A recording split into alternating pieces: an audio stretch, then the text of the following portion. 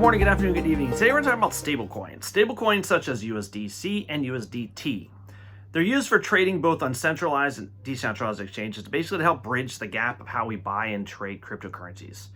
But it's also one way how we gauge our gains and losses, well, for the time being, that is, until things start to change with how we relate and deal with cryptocurrencies. But the use of stablecoins is having basically a coin pegged by nation's currency with a 1-to-1 ratio that's tradable within the DeFi crypto ecosystems. But also with this huge now expanding base for anyone in the blockchain crypto ecosystem to use as an on and off ramp for the nation's currency. And something that's been growing in need, but also the need and also for understanding how audits work. Is it really trustworthy? Now for USDC and USDT, for basically with all of this within the recent bearish market, we've seen USDC overtake Tether, that's USDT, for the first time. This is huge. They've been stepping in and pretty much surpassed the whole volume the first time this week.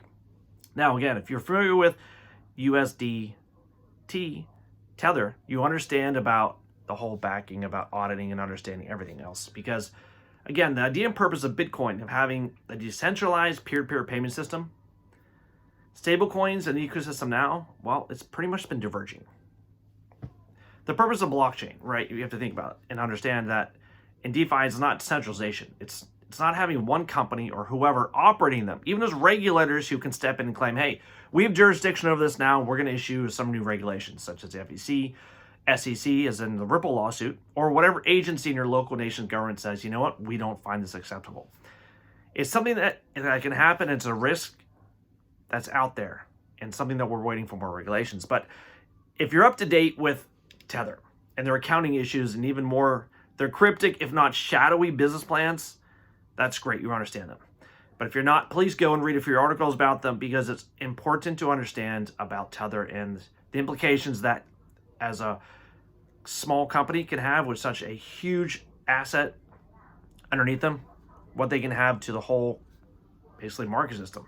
Because as of 2021, USDT was a fourth largest crypto market by capitalization with more than $73 billion. I think it's even up to $80 billion right now.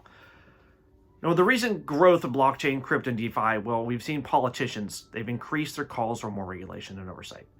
Just as last September in 2021, a senator from Wyoming called for regulations of audit stablecoin users, while others bank-like regulations for the sector. So we're seeing more and more regulations because they want to see more stability within all of this. But again, this should be a warning to Tether. With all the regulations coming in with everything else, I'm sure they're scared. But right now, USDC, it's definitely the best stablecoin, centralized stablecoin right now in the system. However, they can still freeze your USDC on chain and it could still collapse if there was deemed illegal by the SEC. That's huge. There are risks and there are benefits to decentralized and centralized models.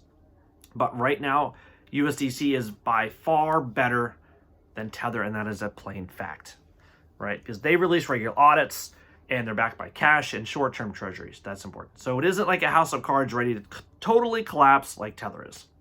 But however, there is another alternative, all right? Terra.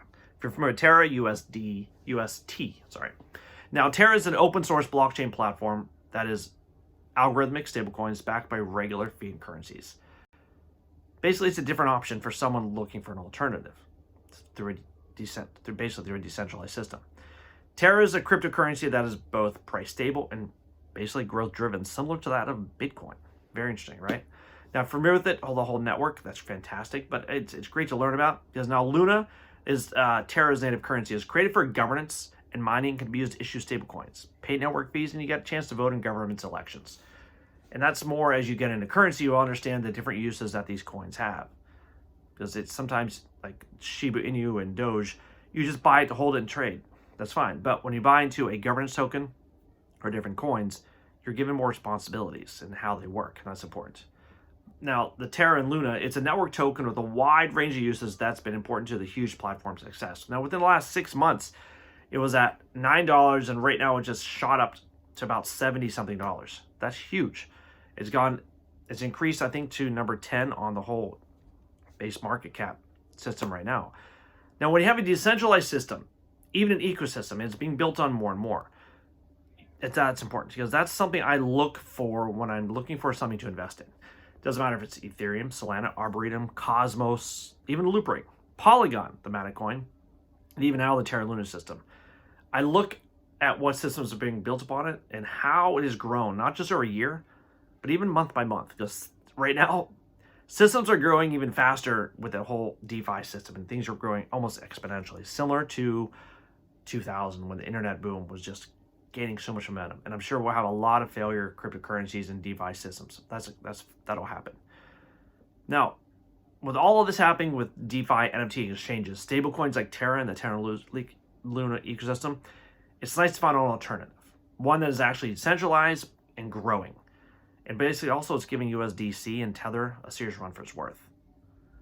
That's important. So for me as an investor and someone who loves to learn about more DeFi and blockchain, the defining moment is going to come when I can send fiat money from one country to another country, from even from my family members, basically to a DeFi wallet they have, and have option to use that cryptocurrency and change it into fiat money to pay at an ATM, even pay bills through them. I know it's happening. It's happening slowly. More regulations are needed, but definitely we're early than early.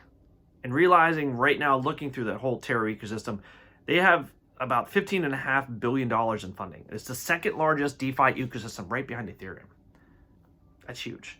So this cryptocurrency to me appears to be a very good long-term investment the more I learn about it. And just remember, do your research and keep learning, because this is your financial future you're dealing with. And that's a great part of being in this situation right now, because we are the investors learning about this and have a chance to really add more wealth to our lives in the next 5 to 10 years. So, all of you, game on. Have a great weekend.